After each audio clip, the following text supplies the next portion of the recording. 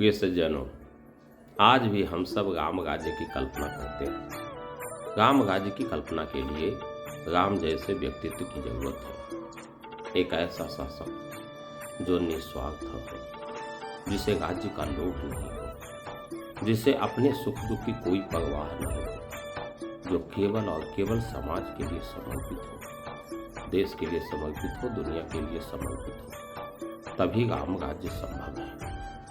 आप देखते हैं राम राज्य में कौन कौन सी स्थितियां दिखाई गई है। राम राज्य में हर व्यक्ति स्वतंत्र है, अपना विचारधारा रख सकता है, किसी की भी बात असहनीय नहीं होती है।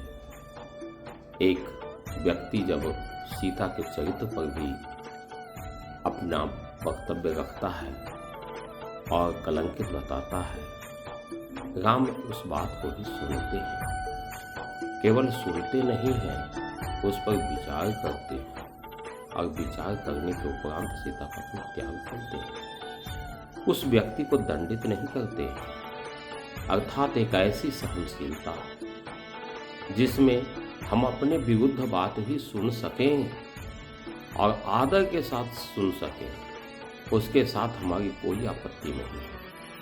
एक ऐसा व्यक्तित्व की जरूरत है। जब तक ऐसे सहिष्णुता का गुण व्यक्ति में विकसित नहीं होगा, वह राम राज्य कैसे देगा।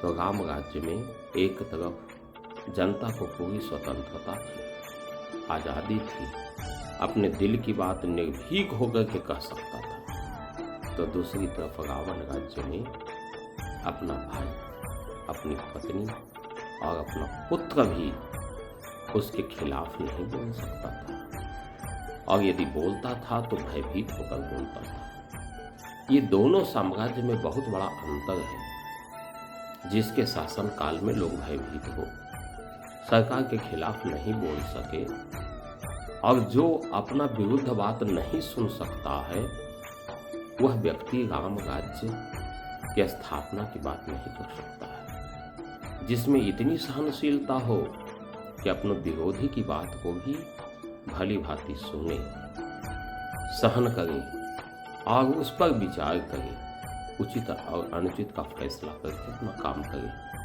उसको दंडित नहीं करे।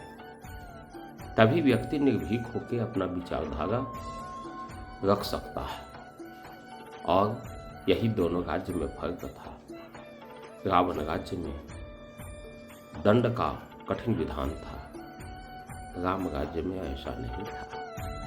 वहां प्रजा सुखी थी, रावण राज्य में प्रजा दुखी थी। जो व्यक्ति अपने स्वार्थ में लीन हो, केवल अपने लिए सोच रहा हो, उसके राज्य में दूसरा कोई सुखी कैसे हो सकता है? नहीं हो सकता है। लेकिन जिसमें स्वार्थ नहीं हो, जो केवल समाज के हित के लिए काम कर रहा हो और अपने सुख दुख की परवाह न करता हो, राम राज्य की कल्पना तभी हो सकती है। जनता आशा लगा के बैठी हुई है, फिर कभी राम राज्य होगा, वह आशा देखती है। ये आज के समय के नेताओं पर भरोसा करती है, यह राम राज्य लाएगा, उसे मतदान करके जिताती है। जब वो जीत कर जाता है तो जो कार्य करता है उससे जनता का भरोसा टूट जाता है और जनता की बात को सुनना पसंद नहीं करता है। तो इस हालत में उसका भरोसा टूटता है और बार बार वह इसी आशा से किसी को आगे बढ़ाता है कि यह शायद राम राज्य जैसा राज्य देने का प्रयास करेगा। लेकिन हर व्यक्ति स्वार्थी निकलता है, अपनी बात जनता पर थोपना चाहता है। वो अपनी बात जनता को सुनाता है, जनता की बात सुनता नहीं है। तो ऐसे में राम राज्य नहीं होगा। जनता के द्वारा चुनी हुई सरकार को जनता की बात सुनकर उसके अनुसार काम करना चाहिए। लेकिन आज के जो नेता लोग हैं, वो अपनी बात जनता पर थोपते हैं और जनता को 100% मूर्ख समझते हैं और अपने को बहुत बुद्धिमान समझते हैं। इसलिए चाहते हैं कि हमारी द्वारा थोपा हुआ काम ही हो। तो ऐसे में राम राज्य की कल्पना नहीं संभव है। राम राज्य की कल्पना के लिए निस्वार्थ होने का जरूरत है, सहनशील होने की जरूरत है, अपना दुख सुख का परित्याग करने का जरूरत है। केवल जनता के दुख सुख को ही अपना दुख सुख समझने की जरूरत है।